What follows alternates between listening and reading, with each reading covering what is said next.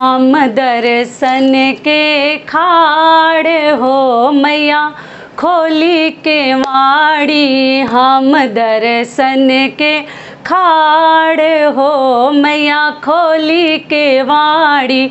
अवधा सिन्होरा लिए हाथ हो मैया खोली के वाड़ी। हम दर्शन के खाड़ हो मैया खोली के वाड़ी। नमस्कार दोस्तों, मैं हूं ममता तिवारी और आप सभी का स्वागत करती हूं मेरे चैनल ममताज वे में।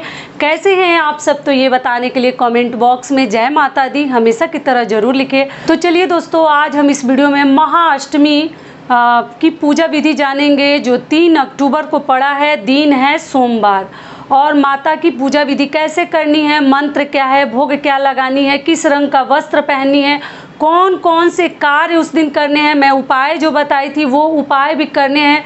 तो सभी उपाय करने हैं, कैसे करने हैं वो भी थोड़ा सा क्लियर करूंगी, क्योंकि आप लोगों का ना बार बार कमेंट्स आ रहा है, तो वो भी उसका भी रिप्लाई दूंगी, उत्तर दूंगी। और अगली चीज़ क्या है कि माता की छोटी सी कथा है वो भी सुनेंगे। माँ महागौरी माता की कथा है, सभी कुछ आज हम इस वीडियो में जानेंगे। तो आप बने रहिए मेरे साथ मेरे चैनल पर।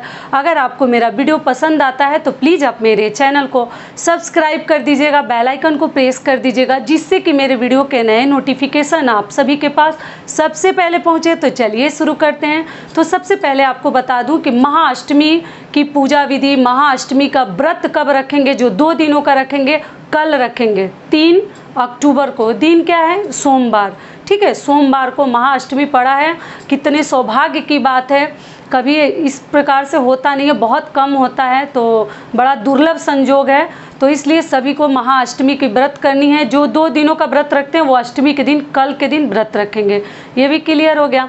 अगली चीज़ क्या है कि आप लोग पूछते हैं दीदी खोइछा किस दिन भरें, सप्तमी को भरें या अष्टमी को भरें या नवमी को भरें, या श्रृंगार की चीज़ें कब चढ़ाएं माता को। सप्तमी को ही चढ़ा सकते हैं, नवमी को चढ़ा सकते हैं या अष्टमी को चढ़ाएं। तो देखिए तीनों दिन बहुत ही शुभ है, कोई दिक्कत नहीं। ऐसे नवरात्र के हर दिन बहुत ही सुंदर और शुभ है। तो देखिए ऐसे नियम तो है, अष्टमी के दिन ही कोई भी चीज़ मतलब चढ़ानी चाहिए। लेकिन मान लीजिए किसी कारणवश आप नहीं चढ़ा पा रही हैं तो ठीक है, आप सप्तमी को भी आज चढ़ा सकती हैं, कल अष्टमी को भी चढ़ा सकती हैं और परसों नवमी को भी चढ़ा सकती हैं, कोई दिक्कत नहीं है। ठीक है, तो चलिए अब माता की हम कथा सुन लेते हैं। एक छोटी सी कथा है वो कह देती हूँ। एक समय की बात है कि एक सिंह जो था वो भूखा था, कई दिनों से भूखा था और भोजन के तलाश में वो इधर उधर भटक रहा था। फिर उसने माता को देखा कि एक महिला जो है वहाँ पर तपस्या कर रही है, एक औरत। तो उस माता को देखकर सिंह को ना और अधिक उसकी भूख जो है बढ़ गई और वो भूख से तड़पने लगा। फिर भी वो माता को खा नहीं रहा था, ग्रहण नहीं कर रहा था, क्योंकि वो तपस्या में लीन थी। तो वहीं बैठकर वो इंतजार करने लगा कि जब ये औरत, जब ये महिला अपना तपस्या पूर्ण कर लेगी, इनका पूरा हो जाएगा, उसके बाद मैं इनको खाऊंगा। ठीक है, तो वहीं बैठकर वो तपस्या करने लगा। और माता जो है ना, एक तो शिव जी को पाने के लिए भी ऐसा कहा जाता है कि तपस्या की थी। वो शिव जी को वर के रूप में पाना चाहती थी, इसलिए माता बहुत दिनों तक, कई हजार सालों तक तपस्या, कठिन तपस्या की थी। तो माता का तपस्या जो है ना वो चलता रहा, बढ़ता रहा और कई सालों तक वो तपस्या करते रह गई। लेकिन सिंह जो था बेचारा वहीं बैठ के इंतजार करता रह गया कि जब ये तपस्या इनका खत्म होगा, समाप्त होगा, तभी मैं खाऊंगा। और इसको देखते देखते वो बहुत अधिक कमज़ोर हो चुका था और वो अब चलने के लायक भी नहीं था। फिर माता का जब तपस्या पूर्ण हो गया और माता जब अपनी आंखें खोली तो देखी, उन्होंने पाया कि उनके पास एक सिंह बैठा है, जो कि उसकी हालत बहुत बुरी हो गई है और वो बहुत अधिक कमज़ोर हो गया है। वो चल भी नहीं पा रहा था, ठीक से खड़ा भी नहीं हो रहा था। इसको देखकर माता को बहुत अधिक दया आई। महागौरी माता को, माँ महागौरी की उस दिन हम पूजा करते हैं। अष्टमी के दिन माता के 8वें स्वरूप की पूजा की जाती है, जो कि सभी को मालूम है। तभी से माता ने सिंह को, और ऐसा माना जाता है ना कि वृषभ भी उनका सवारी है माँ महागौरी माता की, और सिंह को तब से वो अपना सवारी बना ली थी। तो यही इसी के पीछे एक छोटी सी एक कथा थी, तो जो मैं आपको सुना दी। अब चलिए माता की पूजा विधि जान लेते हैं और जो 3 नियम है ना उसके बारे में आप लोग का जो डाउट है वो भी क्लियर कर देती हूँ, जो महाअष्टमी के दिन आप लोग को पक्का करनी है, भूलिएगा मत। ठीक है, तो पूजा विधि में सुबह आप लोग को मालूम है, जैसे प्रतिदिन हम माता की पूजा के लिए तैयार हो रहे हैं, स्नान ध्यान करके घर द्वार की साफ़ सफाई करके मंदिर की साफ़ सफाई कर लेनी है। माता को स्नान नहीं करानी है, जो कि पिछले वीडियो में बता चुकी हूँ। और आप गंगा जल का छिड़काव कर दीजिए, कपड़ा भिगो के पोंछ दीजिए फोटो प्रतिमा को। जो कलश स्थापना की है उसकी भी पूजा कर लेते हैं, फूल माला चढ़ा देते हैं। जो आपने जौ वाटिका बनाई है उसकी भी पूजा प्रतिदिन करनी चाहिए, फूल अक्षत चढ़ा देनी चाहिए। और उसके बाद कपूर से आरती कर लीजिए, धूप बत्ती जला लीजिए, शंखनाद कर लीजिए, घंटी बजा दीजिए, हर चीज़ कर लीजिए। रंग क्या पहनकर पूजा करनी है, तो गुलाबी रंग की साड़ी पहनिएगा, रानी कलर की, ठीक है तो ज़रूर पहनिएगा, नहीं है तो लाल पीला में से कुछ भी प्रतिदिन पहन सकते हैं। ये भी क्लियर हो गया। माता को भोग में क्या चढ़ाएंगे, तो अष्टमी के दिन माता को नारियल का भोग चढ़ाते हैं, ठीक है। तो आप लोग बोले दीदी नारियल मंदिरों में तोड़ने नहीं देते, ये बात एकदम सच है। आजकल मंदिरों में ना नारियल तोड़ना बंद हो गया, बैन कर दिए हैं, क्योंकि नारियल तोड़ने से मंदिर गंदा हो जाता था। तो इसलिए लोग आजकल वो जटा वाला जो हम छठ पूजा में चढ़ाते हैं ना, वैसा ही नारियल आजकल मंदिरों में मिलने लगे हैं। क्योंकि लोग तोड़ते थे तो फिर वहाँ पे मक्खी वगैरह आते थे, या और भी कुछ कारण हो सकता है जो कि मुझे ठीक से नहीं मालूम है। लेकिन आजकल सही बात है, हर जगह नारियल तोड़ना मैक्सिमम अधिकतर बंद हो गया है।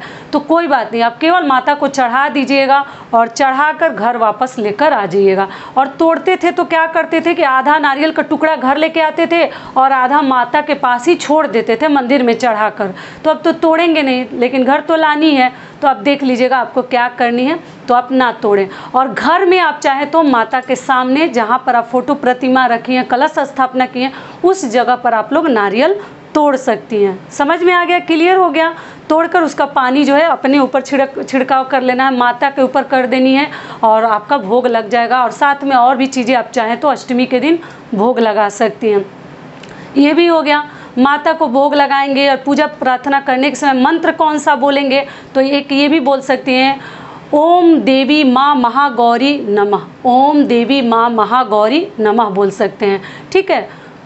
दूसरा क्या है, या देवी सर्वभूतेषु माँ महागौरी रूपेण संस्थिता, नमस्तस्यै नमस्तस्यै नमस्तस्यै नमो नमः, ठीक है। ये दूसरा वाला भी मंत्र बोल सकते हैं और पहला वाला भी आसान है। तो आपको जो अच्छा लगे माता का मंत्र बोलकर 5 बार 7 बार, जो मैं प्रतिदिन आप लोग को सिखाती हूँ, बोलकर पूजा अर्चना कर लीजिए। कपूर की आरती पक्का कीजिएगा कल के दिन। अगर बाकी दिन आप चढ़ाएं या नहीं चढ़ाएं, कल के दिन पक्का छाक दिया जाता है। आप इलायची और लौंग पक्का चढ़ाइएगा, भूलिएगा मत।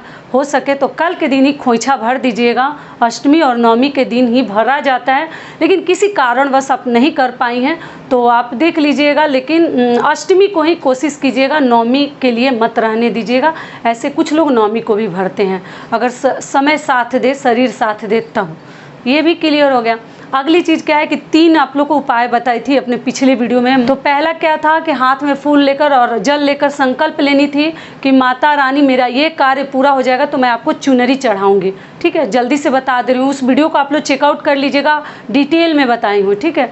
तार गोटे वाला चुंदरी चढ़ाऊंगी जब पूरा हो जाएगा तब। दूसरा बताई थी कि मैं 9 बार पाठ करूंगी नवरात्रि के दौरान। और व्रत आपके मन के ऊपर है, कितना दिन आप रखना चाहती हैं वो मन में संकल्प ले लीजिएगा। तीसरा क्या है कि पान का पत्ता, लौंग, इलायची और फूल माता को चढ़ाकर अपने लिए प्रसाद के रूप में मंदिर से लानी थी। 3 उपाय बताई थी। तो आप लोग का सवाल क्या है कि दीदी ये तीनों उपाय हमें करनी है, तो जी नहीं, आप इसमें से जो उपाय आप करने के लायक हैं, जो आपको आसान लगे कि हाँ ये चीज़ तो मैं कर सकती हूँ। देखिए इस उपाय में जब तक पूरा नहीं होगा आपको कहीं कुछ नहीं करना है, देख रही है ना, 1 पैसे का खर्च नहीं है, पूरा होगा तभी करनी है। तो इन तीनों में से ना जो आपको ईजी लगे, आसान लगे, महाअष्टमी का महा उपाय जरूर करके आप लोग देखिएगा। बिल्कुल हाथ से ये मौका जाने मत दीजिएगा, बहुत ही सरल और आसान उपाय हैं, ठीक है। समझ में आ गया। तो इस प्रकार से आपको ध्यान रखनी है, क्योंकि बार बार आप लोग पूछ रहे थे, इसलिए मैं सोची कि इस वीडियो में बता दूं। और आप लोग एक चीज़ और पूछ रहे हैं, दीदी कन्या पूजन किस दिन करें। तो देखिए कन्या पूजन आप किसी भी दिन कर सकती हैं, आप अष्टमी को भी कर सकती हैं, आप नवमी को भी कर सकती हैं, तो बिल्कुल आपके ऊपर है। लेकिन ऐसे नवमी को ही कन्या पूजन किया जाता है, हवन आरती होने के बाद ही हम कन्या पूजन करते हैं, ठीक है। नवमी को अगर हो सके तो आप लोग कीजिए, लेकिन आपके यहाँ क्या नियम है उसको भी सबसे पहले देख लीजिएगा। तो ये वीडियो मेरा यहीं तक का था। आशा करती हूँ, उम्मीद करती हूँ कि इस वीडियो से मेरी बहनों को बहुत अधिक लाभ मिलेगा। फिर मिलती हूँ एक नए वीडियो में, तब तक के लिए नमस्कार। स्वस्थ रहिए, सुरक्षित रहिए और जहाँ कहीं भी रहिए खूब खुश रहिए। और एक बार प्रेम से बोलिए माता रानी की जय।